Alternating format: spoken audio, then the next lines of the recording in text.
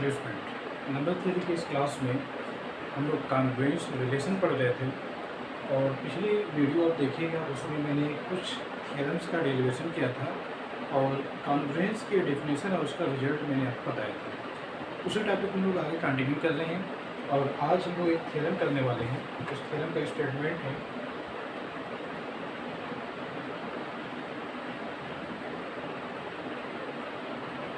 If CA congruence CB modulo N। अगर CA congruence CB modulo N हो जाए then A congruence B modulo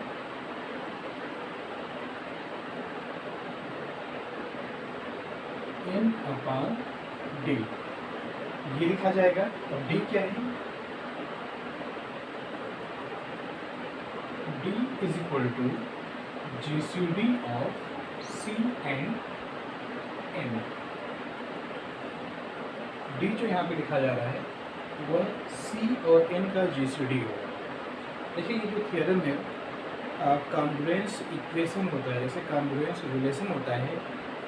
आप linear equation पढ़ते हैं, आप क्वाड्रेटिक इक्वेशन पढ़ते हैं, तो वैसे ही कॉन्ग्रुएंस इक्वेशन होता है जो आगे हम लोग पढ़ेंगे। तो कॉन्ग्रुएंस इक्वेशन को सॉल्व करना आपके एग्जाम में पूछा जाता है, ये आपके सिलेबस का भी एक पार्ट है। तो कॉन्ग्रुएंस इक्वेशन को सॉल्व करने के लिए हम लोग कई बार इसका यूज करते हैं। तो थियरम की मीनिंग समझते हैं क्या है।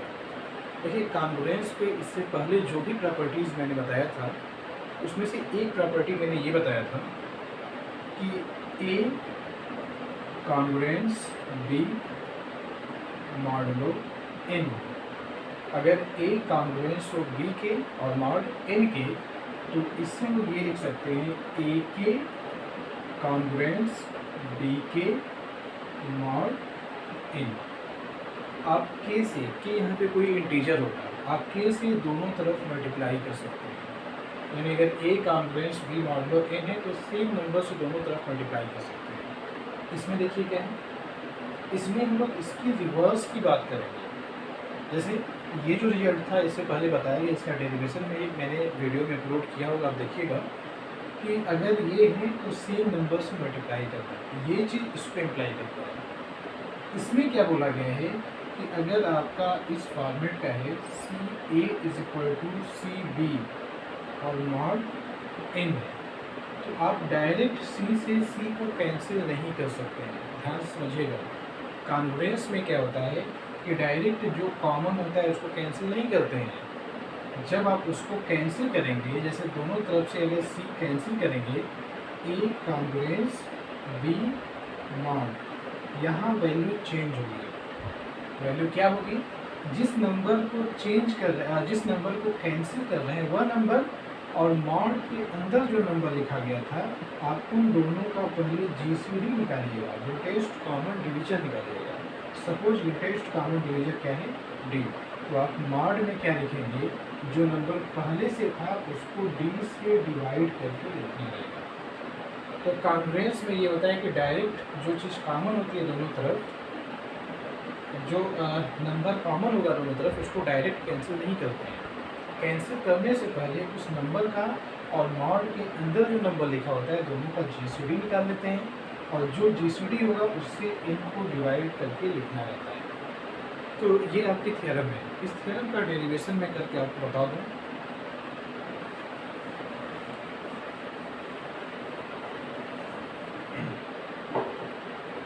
चलिए हम लोग इसका डेरिवेशन करते हैं। देखिए, जो जो इन्फॉर्मेशन दी गई है पहले आप उसको लिखिएगा। हम लोग ये लिखेंगे गिवन, क्या गिवन है? CA congruence CB modulo N।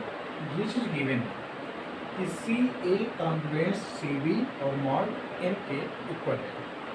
अब आप कॉन्ग्रुएंस की जो डेफिनेशन होती है आप उसका यूज करिए। इस नंबर में से इसको माइनस करेंगे तो n उसको डिवाइड करेगा, यानी n डिवाइड करेगा सी A minus C B, n क्या करेगा, सी ए माइनस सी बी को डिवाइड करेगा। अच्छा, आप जानते हैं कि अगर एक नंबर ए दूसरे नंबर बी को डिवाइड करे तो जिसको डिवाइड करता है वह नंबर, जो नंबर डिवाइड करता है वह लिखते हैं और साथ में एक इंटीजर के लिखा जाता है। इसका एग्जांपल मैं बताऊँ, जैसे हम लोग जानते हैं कि जो 3 है वो डिवाइड करता है 12 को, 3 12 को डिवाइड करता है, तो क्या लिखेंगे, जिसको डिवाइड करता है पहले वह लिख लीजिएगा, 12 इज इक्वल टू जो डिवाइड कर रहा है वह लिखेंगे इनटू अब एक नंबर, वो नंबर क्या बनेगा, 4। तो ऐसे अगर एक नंबर दूसरे नंबर को डिवाइड करता है तो जिसको डिवाइड करता है वो पहले लिखिए, b इज इक्वल टू जो यहाँ पे नंबर था जो डिवाइड कर रहा था उसको लिखिए और साथ में एक अननोन नंबर और आएगा और वो कोई इंटीजर होगा। तो ऐसे ही अगर ये n इसको डिवाइड करेगा तो हम लोग ये लिखेंगे C A minus C B is equal to जो नंबर डिवाइड कर रहा है वह और साथ में एक नंबर और, इसको बनाएंगे इक्वेशन फर्स्ट। अब k क्या है उसके बारे में मेंशन कर लेते हैं, k belongs to integer, k यहाँ पे कोई इंटीजर होगा क्योंकि वो जो कॉन्ग्रुएंस रिलेशन होता है वो पूरा इंटीजर पे ही पढ़ते हैं। जब मैंने कॉन्ग्रुएंस रिलेशन की डेफिनेशन आपको लिखाई होगी तो आप देखिएगा मैंने वहाँ बोला होगा कि a और b इंटीजर्स है और n आपका नेचुरल नंबर है। तो देखिए यहाँ तक तो सिंपल सी चीज़ें थी, जो भी इंफॉर्मेशन दी गई थी हम लोगों ने उसका यूज करके एक इक्वेशन बना लिया। तो इसके आगे हम लोग आते हैं, देखिए इसके आगे हम लोग ये भी इंफॉर्मेशन दी गई है कि d क्या है, वह c और n का GCD है। तो आगे हम ये लिखेंगे ऑल्सो जो d है ये है greatest common divisor of c comma n।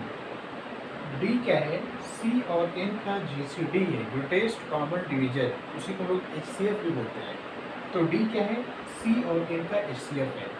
अच्छा, किसी नंबर का जैसे दो नंबर अगर आपको दे दिया जाए आप उनका HCF निकालेंगे तो HCF दोनों नंबर को डिवाइड करता है।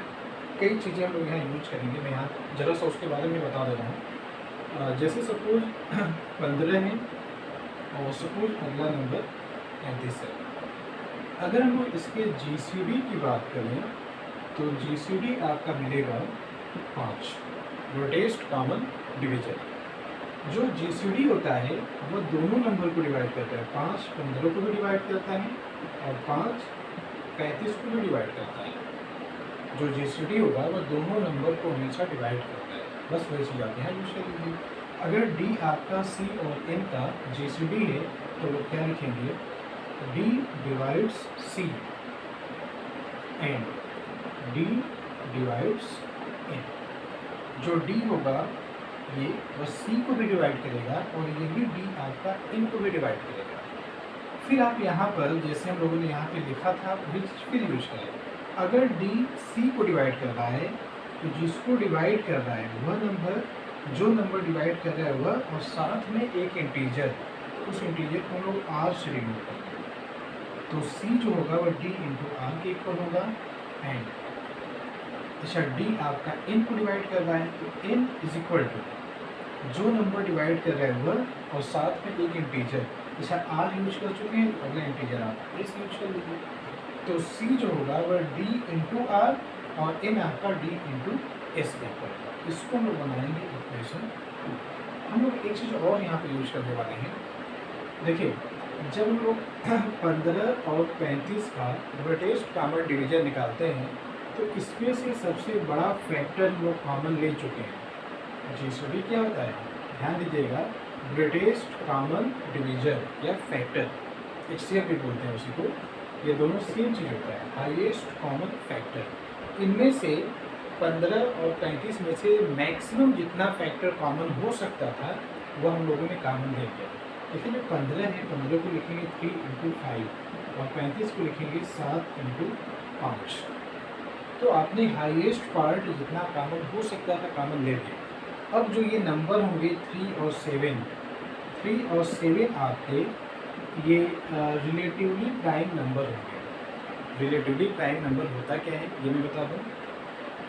अगर दो नंबर हों A और B, उनका GCD आप निकालिए और वो 1 आ जाए, किसी भी दो नंबर्स का GCD या HCF अगर 1 आ जाए तो ऐसे नंबर्स को हम लोग रिलेटिवली प्राइम नंबर बोलते हैं। जैसे एग्जांपल के लिए एक आप नंबर लीजिए 8 और अगला नंबर 21 और अब आप इनका GCD निकालिए। आप जानते हैं कि 8 और 21 का GCD कितना है, 1 है। तो यानी 8 और 21 ये रिलेटिवली प्राइम है। वही चीज़ मैं यहाँ पे बता रहा हूँ कि जैसे जब हम लोग GCD लिखते हैं दो नंबर्स का, दो नंबर का GCD लिख लें तो जो हिस्सा कॉमन है उसको हटाने के बाद जो पोर्शन होगा, जैसे 3 और 7, ये हमेशा रिलेटिवली प्राइम होते हैं। तो ऐसे ही देखिए C आपका D इंटू R जैसा रहा होगा, N आपका D इंटू S जैसा रहा होगा।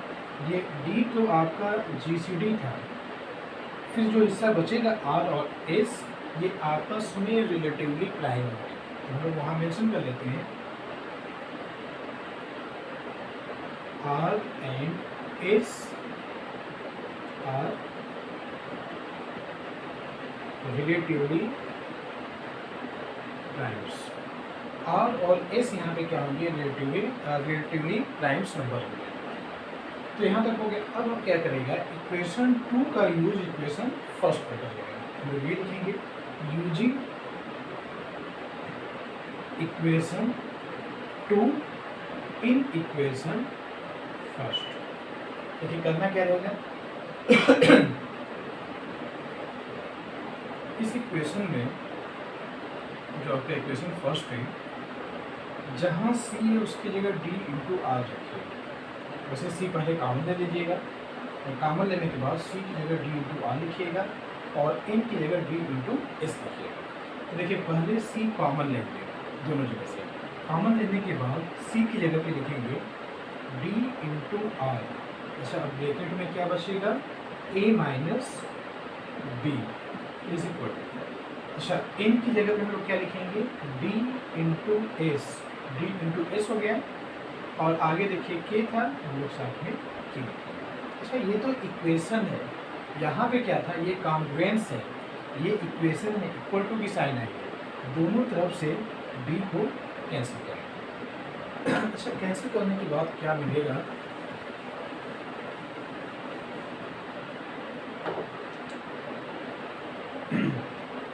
जब हम लोग कैंसिल करेंगे तो अगला स्टेप हम लोग को ये मिल जाएगा R A minus B is equal to R A minus B is equal to, देखिए S into K, S into K हम लोग ये लिख सकते हैं। अच्छा ध्यान रखिएगा, अगर एक नंबर A है वह दो नंबर के मल्टीप्लिकेशन फॉर्मेट में है, जैसे कि A is equal to B into D, तो ये जो B होता है वह A को डिवाइड करता है और जो D होता है वो भी A को डिवाइड करता है। ये हमेशा लिख सकते हैं, जैसे आप जानते हैं कि आप 40 को लिख सकते हैं 2 इंटू 20, तो जो 2 है ये भी 40 को डिवाइड करेगा और जो 20 है ये भी आपका 40 को डिवाइड करेगा। तो आप देखिए ये अपने आप में एक नंबर है, ये अपने आप में एक नंबर है और S अगला नंबर है, A अगला नंबर है। तो ये नंबर इन दो नंबर्स के मल्टीप्लिकेशन फॉर्मेट में है, तो इसका मतलब ये हुआ कि जो S होगा वो डिवाइड करेगा R A minus B।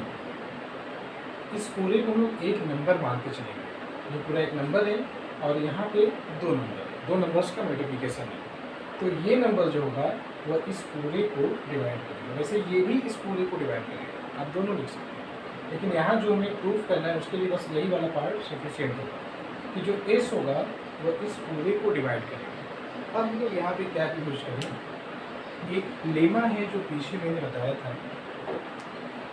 As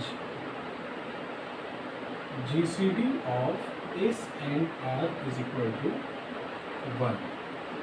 देखिए R और S क्या है, रिलेटिवली प्राइम्स है। अच्छा अगर R और S रिलेटिवली प्राइम्स है तो इनका GCD 1 होगा। तो अब हम ये यूज करेंगे बाई यूक्लिड्स लेमा। आप यूक्लिड्स लेमा यूज करेंगे। अच्छा, ये लेमा होती क्या है, ये पीछे मैंने प्रूफ कराया है पिछली वीडियोस में, कहीं ना कहीं इसका डेरिवेशन है।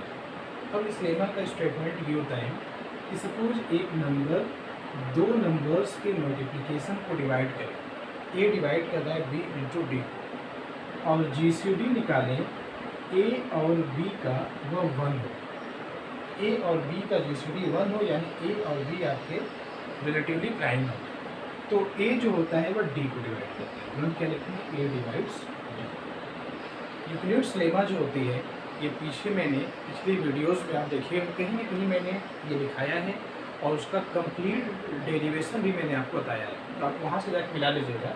अब देखिए एस और आर का जीसीडी 1 है, तो एस आर को डिवाइड नहीं करेगा, एस ए माइनस बी को डिवाइड करेगा। By Euclid's lemma S divides A minus B, S जो होगा वह ए माइनस बी को डिवाइड करेगा। अब कॉन्वेंस रिलेशन की जो डेफिनेशन होती है उसके अकॉर्डिंग इसके बाद देखेंगे लोग ए कॉन्वेंस बी मॉडुलो एस, ये देखेंगे।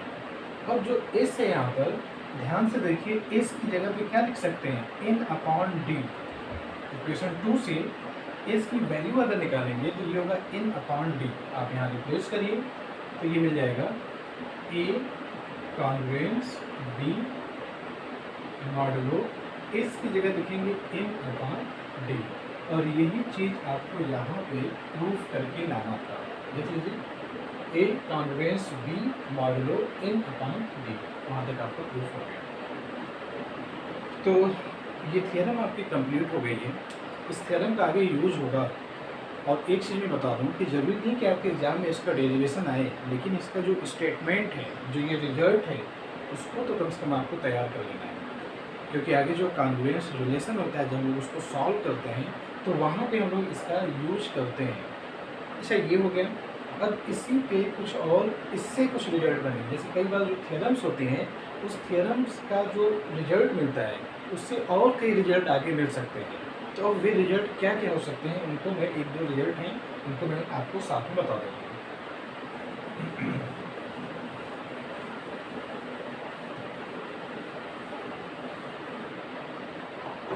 प्रूफ जब कंप्लीट हो जाएगा अब उसके बाद लिखेंगे हेंस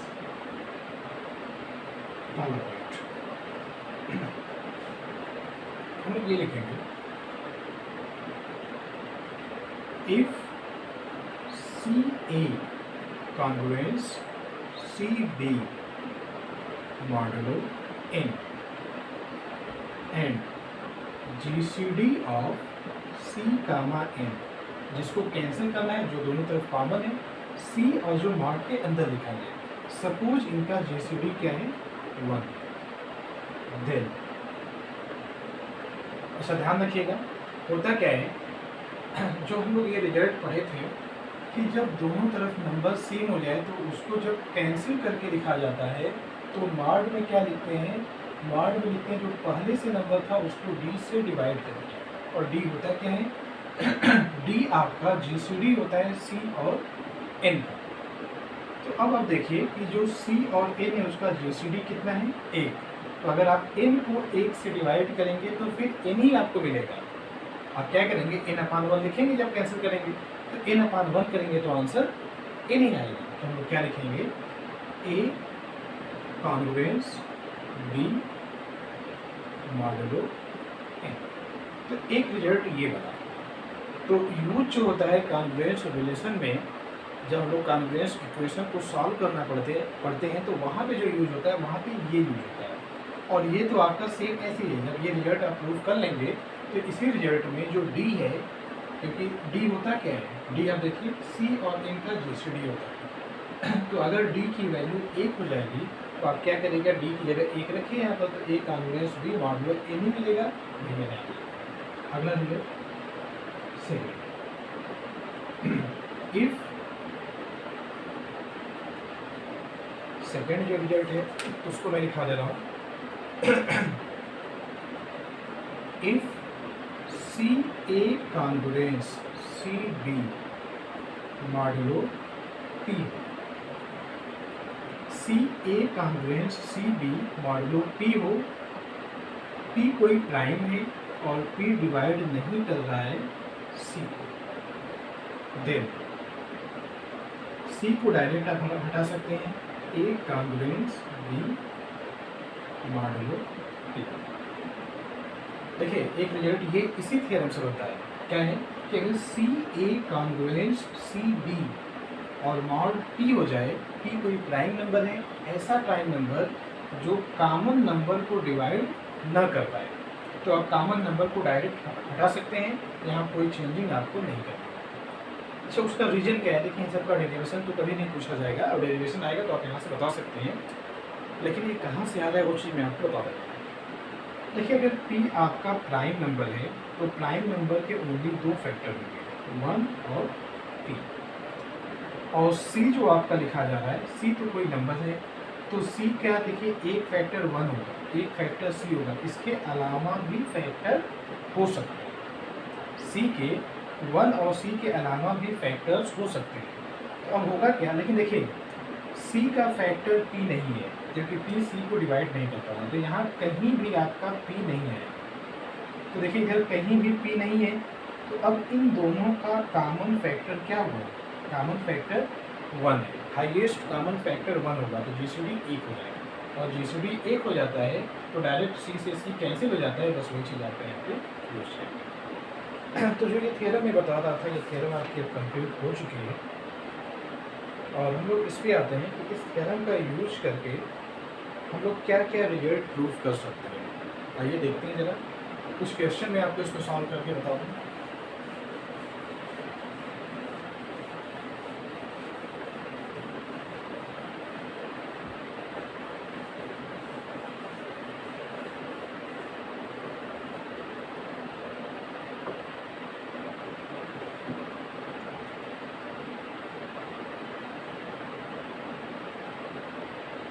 पहले क्वेश्चन पे आते हैं, देखिए क्वेश्चन है क्या, find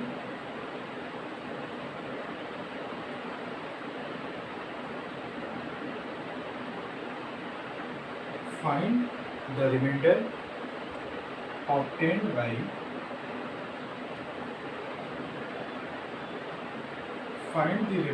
obtained by dividing the sum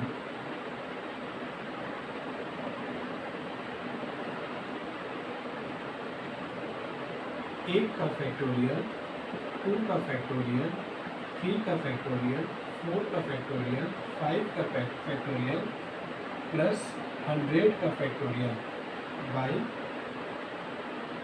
12।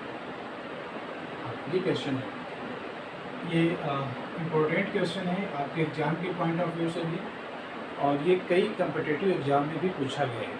आप सवाल को देखिए, मैंने जैसे बताया था कि कॉन्ग्रुएंस जो रिलेशन होता है, इसका आगे यूज करके बहुत अच्छे रिजल्ट मिलते हैं, जो नॉर्मली अगर हमको निकालना हो तो उसमें काफ़ी टाइम लगता है। अब आप किसी सवाल को देख लीजिए, इसमें है क्या, एक नंबर है इतना बड़ा सा, 1 का फैक्टोरियल, 2 का फैक्टोरियल, 3 का फैक्टोरियल, 4 का फैक्टोरियल, 5 का फैक्टोरियल, ऐसे प्लस करके 100 का फैक्टोरियल। अब एक्चुअल में ये नंबर है क्या, तो उसको आप निकालने बैठ जाएंगे तो बहुत टाइम लगेगा। इस पूरे नंबर को क्या करना है, 12 से डिवाइड करना है। आप इसको 12 से डिवाइड करिए। अच्छा 12 से डिवाइड करने पर जो रिमाइंडर आएगा वह आपसे पूछा गया। अब जैसे ये सवाल है, मैं कुछ हिंट आपको कर दूँ क्या क्या चीज़ें हम लोग यूज करने वाले। देखिए एक रिजल्ट हम लोग ये यूज करने वाले हैं कि जब आप A congruence B modulo n लिखा हो और C congruence D modulo n लिखा हो, तो आप इसको ऐड कर सकते हैं। मॉड में दोनों जगह सेम नंबर लिखा है तो आप इसको ऐड कर सकते हैं। तो आप क्या कर सकते हैं, A plus C congruence B plus D mod n। तो एक रिजल्ट हम लोग ये यहाँ पे यूज करेंगे।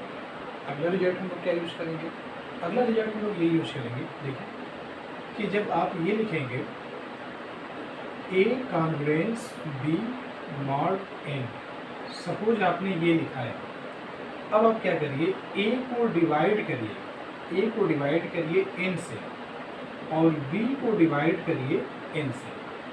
A और B दोनों को इस n से डिवाइड करिए यहाँ जो रिमाइंडर आता है और यहाँ जो रिमाइंडर आता है, ये दोनों आपस में इक्वल होता है। इस वाले थियरम का डेरिवेशन इस वीडियो के जस्ट पहले वाली जो वीडियो है वहाँ पे मैंने अपलोड करके बता दिया है। अब मैं देखिए जो भी थियरम मैंने पढ़ाया है मैं उसका एप्लीकेशन आपको बता दूँगा, उसका यूज कैसे करना होता है। तो ये मैंने पीछे प्रूव कराया है कि अगर A congruence B mod n हो जाए, इस n से दोनों नंबर को डिवाइड करिए तो जो रिमाइंडर यहाँ मिलता है वही रिमाइंडर यहाँ मिलता है, दोनों रिमाइंडर सेम होते हैं। अच्छा, जो 12 है आप जरा ध्यान से समझिएगा सॉल्यूशन। सिंस 4 का जो फैक्टोरियल होगा, 4 का फैक्टोरियल होता है 4 इंटू 3 इंटू 2, यानी एक तरीके से देखा जाए तो ये 24 होता है। अगर ये 24 होता है देन हम लोग ऐसे लिखेंगे, 4 का जो फैक्टोरियल होगा कॉन्ग्रुएंस, ऐसे डायरेक्ट हम लोग लिख लेते हैं पहले। 4 का फैक्टोरियल 24 होता है, ये तो हम लोग जानते हैं आल्सो। अच्छा, 24 जो लिखा गया है 24 कॉन्ग्रुएंस 0 मॉडुलो 12, मॉड के अंदर हम लोग क्या लिखेंगे 12। ध्यान रखिएगा, ऐसे सवाल को सॉल्व करने का तरीका होता है, जिस नंबर से डिवाइड करना होता है उसको हम लोग मॉड के अंदर लिखते हैं। क्योंकि देखिए रीजन क्या है, A congruence B mod n अगर लिखा होता है तो n डिवाइड करता है A माइनस B, तो जिस नंबर से डिवाइड करना होता है हमेशा उसको मॉड में लिखना होता है। तो हम लोग ये लिख सकते हैं, ये अपने से सोच को आपको अपने से सोच के लिखना होगा। तो देखिए 24 में से 0 पहले माइनस करिए, 24 आएगा और 24 को 12 डिवाइड कर देता है। अब इसी 24 को हम लोग क्या लिखेंगे, 4 का फैक्टोरियल, 4 का फैक्टोरियल कॉन्ग्रुएंस 0 मॉडुलो 12। अभी देख लीजिए 4 का फैक्टोरियल ही आपका 24 था, तो जहाँ 24 है वहाँ 4 का फैक्टोरियल आप लिख सकते हैं। वैसे ध्यान रखिएगा कि जैसे अगर एक नंबर है n और वह a को डिवाइड कर जाए, जो चीज़ मैं आपको बताने वाला हूँ उसको ध्यान रखिएगा। अगर कोई नंबर n a को डिवाइड कर जाए तो आप तुरंत ये लिख सकते हैं a कॉन्ग्रुएंस 0 मॉडुलो n। ये कहाँ से मैं लिख रहा हूँ, अगर n देखिए अगर n a को डिवाइड कर रहा है तो इसका मतलब n डिवाइड कर रहा है a माइनस 0, और इसको कॉन्ग्रुएंस में हम लोग ऐसे लिखते हैं।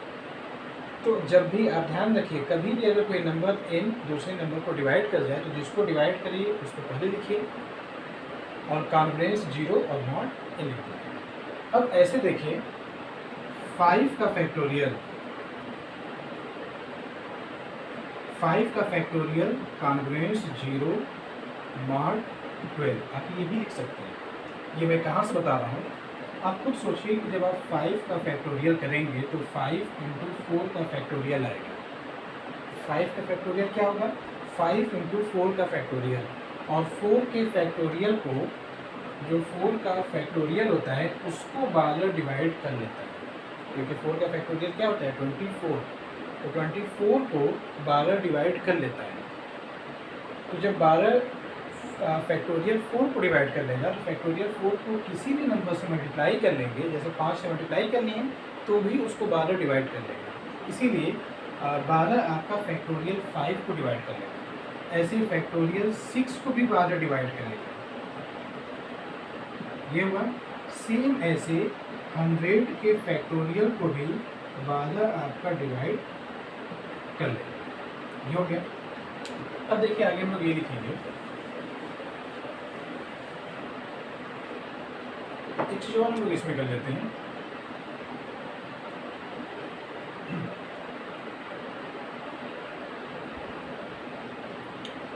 ये वाला हिस्सा यहाँ तक तो हो गया आपका, 4 का फैक्टोरियल, 5 का फैक्टोरियल, 6 का फैक्टोरियल, 100 का फैक्टोरियल, ये सब चीज़ें आपको मिल चुकी है। अब बचा 1 का फैक्टोरियल, 2 का फैक्टोरियल, 3 का फैक्टोरियल। हम लोग ये लिखेंगे आल्सो 1 का फैक्टोरियल कॉन्ग्रुएंस 1 मॉड 12। ये लाइन में कहाँ से लिख रहा हूँ उसको समझिए। देखिए 1 का फैक्टोरियल क्या आएगा, 1 आएगा। और हम लोग जानते हैं कि कोई भी नंबर 0 को डिवाइड करता है, तो यानी 12 आपका डिवाइड करेगा 0 की जगह 1 माइनस 1 लिख दीजिए। तो 12 डिवाइड करेगा 1 माइनस 1 को, तो हम लोग लिख सकते हैं 1 कॉन्ग्रुएंस 1 मॉडुलो 12। वही लाइन यहाँ पे लिखी। वैसे ये जो रिजल्ट है, ऐसे आप देखिए 2 का फैक्टोरियल कॉन्ग्रुएंस 2 मॉडुलो 12। एक तरीका और भी बहुत आसान है, यहाँ क्या लिखना होगा, अगर 2 का फैक्टोरियल है तो आप देखिए कि 2 का फैक्टोरियल मिलेगा क्या, 2, फिर 2 को 12 से डिवाइड करिए, जो रिमाइंडर आएगा उसको यहाँ लिखिए। सेम ऐसे 3 का फैक्टोरियल कितना होगा, 6 होगा। 3 का फैक्टोरियल 6 होगा, आप निकाल लीजिएगा। और 6 को 12 से डिवाइड करिए, मैं ये कह रहा हूँ 6 को डिवाइड करिए 12 से, यानी 6 ऐसे लिखिए और 12 से उसको डिवाइड करिए। एक बार कितनी बार जाएगा, 0 टाइम्स, तो रिमाइंडर कितना आएगा, 6। तो जो रिमाइंडर होता है उसी को आगे लिखिएगा, तो यहाँ लिखेंगे 6 और मॉड 12। अब आप क्या करिए, हम लोग ये लिखेंगे, इन सबको ऐड कर लीजिए, ऑन एडिंग। यहाँ से जो लिखा गया था ये पूरा और ये ऐड करिए। अच्छा, जब प्लस कर रहे हैं तो प्लस में किसी चीज़ को पहले लिखिए बाद में लिखिए, कोई दिक्कत नहीं। तो पहले वो ये लिखेंगे, लेफ्ट में 1 का फैक्टोरियल, फिर लिखेंगे 2 का फैक्टोरियल, फिर लिखेंगे 3 का फैक्टोरियल, फिर लिखेंगे 4 का फैक्टोरियल, ऐसे लास्ट में क्या लिखेंगे, 100 का फैक्टोरियल। तो लेफ्ट साइड हो गया पूरा। अब फिर बीच में कॉन्ग्रुएंस था, तो हम लोग लिखेंगे, यहाँ लिख देते हैं कॉन्ग्रुएंस। देखिए इधर तो सब 0 है, तो 0 जितनी बार भी ऐड करेंगे 0 आएगा, लेकिन यहाँ है 1 2 6, तो ऐड करने पर क्या मिलेगा, 9 और मॉडुलो ब्रैकेट में आपका 12। अभी जैसे मैंने पीछे आपको यहीं पे बताया था कि जब आप A congruence B modulo n लिखते हैं, तो n से इसको डिवाइड करिए और n से इसको डिवाइड करिए, दोनों से रिमाइंडर सेम आता है। तो कहने का मतलब क्या है कि अगर आप 12 से इस नंबर को डिवाइड करें और 12 से 9 को डिवाइड करें, तो दोनों से रिमाइंडर सेम है। अच्छा, अब जरा 12 से आप 9 को जरा 12 से डिवाइड करिए, देखिए रिमाइंडर क्या आता है। आप 9 ऐसे लिखेंगे और 12 से उसको डिवाइड करेंगे, केवल कितनी बार जाएगा, 0 आएगा। तो यहाँ पे 0 और माइनस करेंगे 9, रिमाइंडर कितना आएगा, 9। तो आप आंसर क्या लिखेंगे, हेंस रिमाइंडर इज 9। यानी जब इस पूरे नंबर को, जो ये पूरा नंबर लिखा गया है, आप इस पूरे को 12 से जब डिवाइड करेंगे तो रिमाइंडर 9। तो देखिए यही आपको पूछा गया था सवाल में। आप इसको अच्छे से 1-2 बार और वीडियो प्ले करके आप चेक कर लीजिएगा, आपको सॉल्यूशन समझ में आ जाएगा। इस फॉर्मेट के और भी क्वेश्चन हैं जो आगे मैं आपको कराऊंगा। तो मिलते हैं लोग अगली वीडियो में, तब तक के लिए थैंक यू।